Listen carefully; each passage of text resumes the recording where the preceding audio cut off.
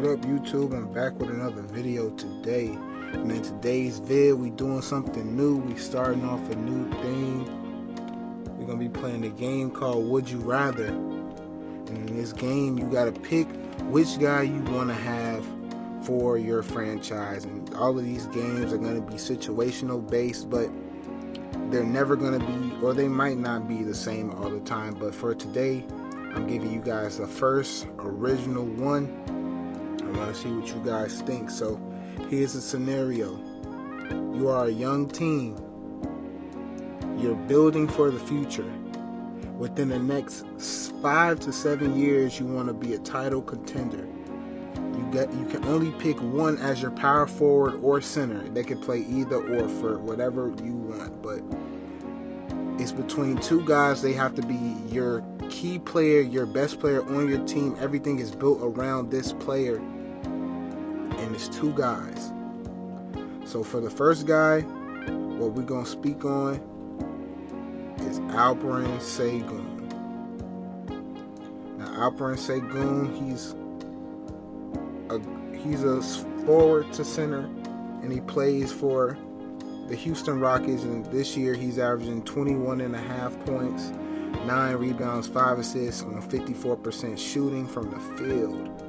He's 21 years old, and he's showing a lot of signs of him being absolutely dominant in the league. Now this next guy we're going to be talking about is Paolo Vs. Paolo's been going absolutely absurd for the Magic as of late, and in this season he's averaging about 23 points, 7 rebounds, 5 assists. He just turned 21, and he's shooting it on 46% shooting. Now, when you talk about Paolo Vs Sengun, he's really good. He seems like he's going to be a great all-around player. He has the ability to do basically everything on the court. He can shoot, he can dribble, he can pass, he can play make, he can rebound, he can defend, he plays hard. He has all of those necessary things that you may want in a guy, and a lot of people believe that he's a baby Jokic. At 21 years old, I believe he's actually been playing much better than what Jokic played at when he was 21. Now, Paolo, obviously, he's playing alongside guys who are ball dominant, and Fred VanVleet and Jalen Green, not to mention Dillon Brooks, who isn't the most ball dominant, but this is his team, really, him and Fred, because they're the money makers. They're making the most money. They're the older guys. They're basically in their prime, if not, right next to it. They're older. They're around their late 20s, and that's when you get to the point of you being in your prime, and you're carrying a team, you're carrying an organization. So Paolo's really putting up these crazy and these good numbers, and he's not even the focal point of the offense, in my opinion. I believe he's averaging the most points for this team. If not, he's probably second. But he is absolutely crazy. He's been showing what he can do on the court, and now the biggest thing that you would probably say for him that he has to work on is his defensive ability. But he's a huge hustle player.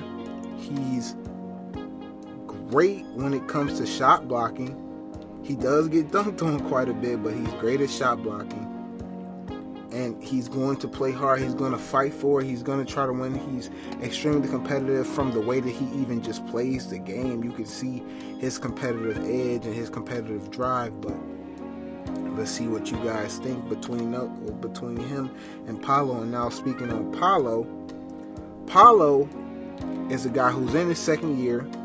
He is basically the focal point of the Magic's offense alongside Franz Wagner, who I believe that duo is going to be absolutely insane for years to come if they can keep those two together. But he's been dominant. He's been killing as of late in his last couple of games. I know the game before last he just had 43, and then his most recent game he just had a 30-point triple-double.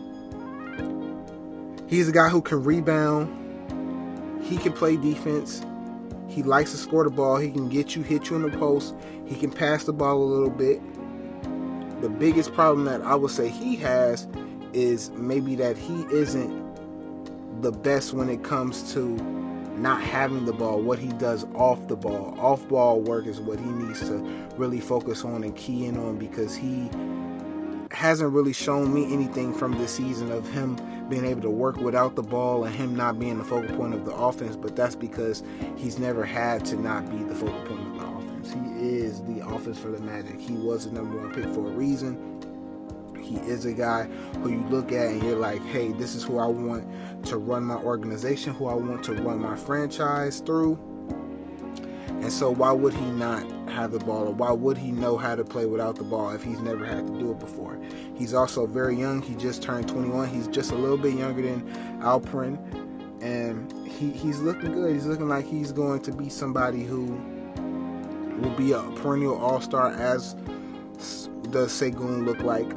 But those are your two options, Alperen Sengun and Paolo Banchero.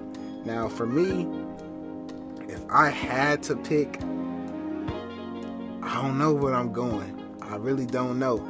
I like Paolo a little bit more. I think Paolo will be the best power forward in the league, but I also don't doubt that Alperen Sengun, once these guys leave his team, or he leaves the team, or the team starts to put the offense just strictly through him, he could be a triple-double threat every single night. Literally every single night.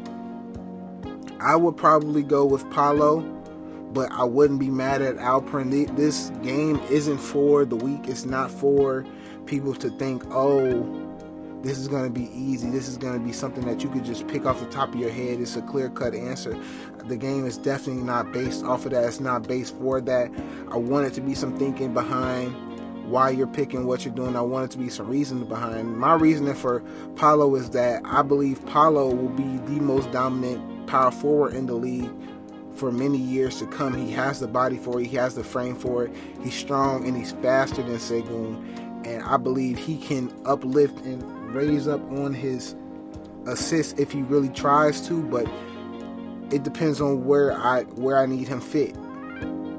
Alperen can do a little bit of everything, but just his defensive inabilities and the capabilities that he has on defense, to me, just is a lot more worrisome than Paolo's inability to play off the ball. I can get Paolo to play off the ball more. I just have to get him to learn how to run around, set some screens, just do a little bit. As a power forward, you don't have to do too much off the ball. But I believe Alperen's lack of defense thus far that I've seen can be a bigger problem than that. But I wouldn't have a problem with you going with Sengun either. Sengun's a great player. Both of those guys, to me, should be perennial all-stars, if not all-stars this year. It's very tough to make the all-star team now, just because so many different guys are so good, and it's really pick your poison. Whichever one you want to go with, you can, but these guys are still young. They still have to show a little bit more in the league, I believe, to get that all-star nod, but much luck to them. Let me know who you guys got in the comment section below. Thanks for watching this video. I will be coming with these games and different games that I want to play on this channel later on throughout the channel and throughout the days that I post and whatnot. But thanks for watching today's video. I'm out, bro.